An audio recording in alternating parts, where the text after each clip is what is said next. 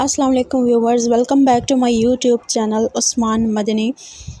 Hope so you all will be fine. Today I will discuss the medicine Kunaz and the function of Kunaz and it's an antifungal formula medicine और ये किस मकसद के लिए use होती है ये जानने के लिए वीडियो को एंड तक देखें। और तमाम देखने वाले जो चैनल पे न्यू हैं सबसे गुजारिश है वीडियो को लाइक शेयर सब्सक्राइब करें and click the bell icon to receive every new notification of our video. तो बात करते हैं मेडिसिन की कुनाज की। कुनाज बेसिकली क्या है? ये एक एंटी फंगल मेडिसिन है, यानी कि जो फंगल रिलेटेड इन्फेक्शन के लिए यूज़ की जाती है। फार्मूला की बात करें तो इसमें कीटोकोनाजोल पाया जाता है और ये लोशन, क्रीम, शैम्पू और टैबलेट की फॉर्म में दस्तयाब होती है। लोशन इसमें 60 ml होता है और क्रीम अगर इसमें देखी जाए तो 10 ग्राम होती है और कंपनी इसको जो बनाती है वो एटको फार्मास्यूटिकल की कंपनी है।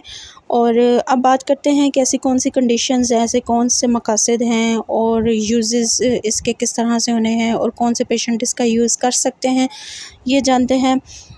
तो बेसिक अगर यूजेस की बात की जाए तो कुनाज मेडिसिन जो है वो काफ़ी ऐसे पर्पसेस के लिए यूज़ की जाती है जो कि फ़ंगल इन्फेक्शन से रिलेटेड होते हैं।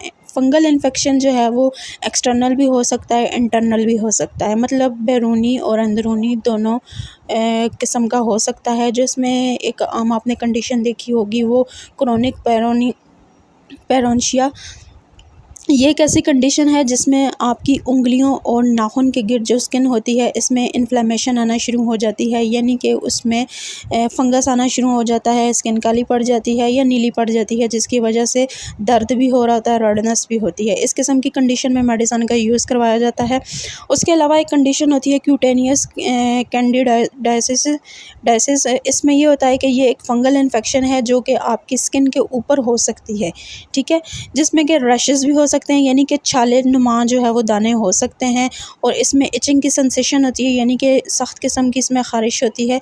इस किस्म के इन्फेक्शन के लिए भी आप इस मेडिसिन का यूज़ कर सकते हैं। उसके अलावा क्रोनिक वेजाइनल कैंडिडाइसिस, ये एक ऐसी कंडीशन है जिसमें कि फंगस जो है वो आपके वेजाइना में हो जाता है और वो फैल जाता है, यानी कि इन्फेक्शन इतना सख्त किस्म का हो सकता है कि आपको उसमें दर्द भी महसूस हो सकता है, आपको पेशाब रुक रुक के आ सकता है या आपके पेशाब से एक शदीद किस्म की बदबू आ सकती है। इस मकासद के लिए या इस किस्म के इन्फेक्शन की रोकथाम के लिए भी ये मेडिसिन यूज़ करवाई जाती है। उसके अलावा हिस्टोप्लामायोसिस, ये एक ऐसी कंडीशन है कि जिसमें आपको क्या होता है, नज़ला होता है, ज़ुकाम होता है, खांसी होती है, चेस्ट इन्फेक्शन होता है, बॉडी पेन होता है, इंटेस्टाइन इन्फेक्शन होता है, इंटरनल इन्फेक्शन होता है, स्टमक इन्फेक्शन होता है due to the presence of fungus inside your body.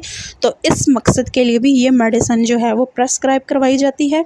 और ऐसे पेशेंट जिनको 12 मंथ्स या तकरीबन ऑन द होल ईयर में इस किस्म का इन्फेक्शन रहता है नज़ला ज़ुकाम का, वो भी इस मेडिसिन का यूज़ करके इससे काफ़ी बेनिफिट्स हासिल कर सकते हैं। उसके अलावा एक कंडीशन होती है ट्यूनिया वेस्क्युलर।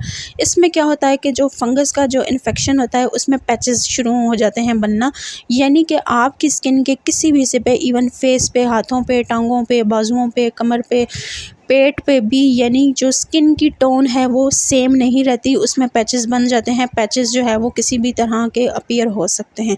उसके अलावा सर के अंदर इन्फेक्शन हो सकता है, ठीक है, वो इन्फेक्शन डैंड्रफ की वजह से भी हो सकता है, यानी खुश्की की वजह से भी हो सकता है, या प्रॉपर हाइजीन ना रखी जाए उस वजह से भी हो सकता है, या जो है वो किसी शैम्पू की वजह से भी आपको इन्फेक्शन हो सकता है due to the use of some chemicals that are present inside your shampoo. उस कंडीशन में भी ये जो है इन्फेक्शन आपके सर में हो सकता है, उसकी रोकथाम के लिए भी ये मेडिसिन रिकमेंड की जाती है। उसके अलावा आँखों में भी आपने देखा होगा कि सम टाइम रेडनेस आ जाती है या आँखों में धुंधला सा पन आ जाता है, उस कंडीशन में भी जो है वो फंगस आपकी आइज़ पे अटैक कर होता है। ये due to the presence of environmental changes में भी देखा गया है कि ये कुछ मरीज़ों को, स्पेशली बच्चों को भी हो जाता है। तो उस कंडीशन में भी ये मेडिसिन रिकमेंड की जाती है या इसकी क्रीम रिकमेंड की जाती है जो कि आप फेस पे अगर लगाएं तो आपको उससे काफ़ी फ़र्क पड़ता है।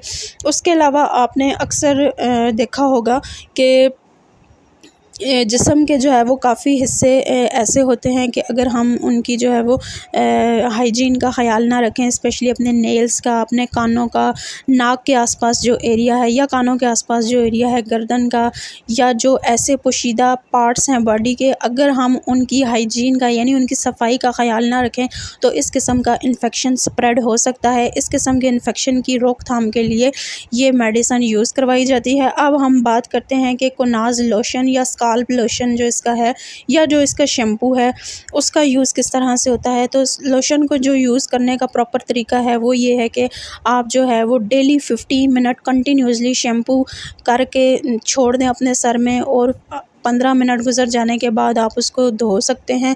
इंशाल्लाह आपको इससे फ़र्क पड़ेगा। अगर 1 मंथ मुतवातर यूज़ किया जाए इसका शैम्पू तो ये बात क्लियर है कि आपका जो डैंड्रफ से इन्फेक्शन है या किसी भी तरह का जो फंगल इन्फेक्शन है आपके सर में वो साफ़ हो सकता है, वो क्लियर हो सकता है, आपको इससे काफ़ी बेनिफिट मिल सकता है। उसके अलावा अगर टैबलेट की बात करें तो इन्फेक्शन की आपने कंडीशन देखनी है। आपको इन्फेक्शन अगर ज़्यादा है तो आप जो है वो 1 दिन में 2 टैबलेट यूज़ कर सकते हैं। अगर आपके इन्फेक्शन की नोयत नॉर्मल रेंज में जा रही है तो फिर आप 1 टैबलेट जो है वो अपने मील के बाद ले सकते हैं, यानी अपने खाने के बाद इस्तेमाल कर सकते हैं।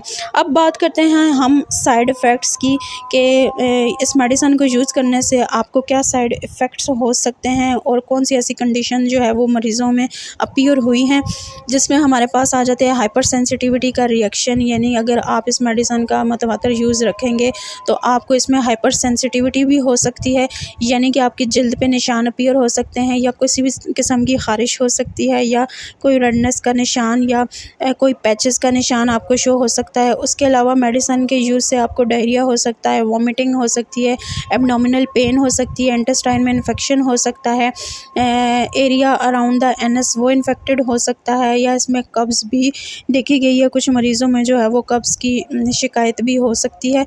उसके अलावा अगर शैम्पू की बात करें तो शैम्पू से आपको कोई किसी किस्म के साइड इफ़ेक्ट नहीं होने, क्योंकि वो आपकी स्काल्प को काफ़ी हद तक बेहतर करेगा, और जो आपका इन्फेक्टेड एरिया है आपके सर का उसको भी मतवातर बनाएगा, और क्रीम भी इसकी अच्छी है उसका भी आप इस्तेमाल कर सकते हैं। ओवरऑल जो है वो साइड इफ़ेक्ट इस मेडिसिन के या इस लोशन के इतने नहीं हैं। आप इसका यूज़ करके इससे इस्तिफ़ादा हासिल कर सकते हैं। और अगर आपको हमारी इन्फॉर्मेशन अच्छी लगी हो तो उस्मान मदनी चैनल को सब्सक्राइब करें। Thank you.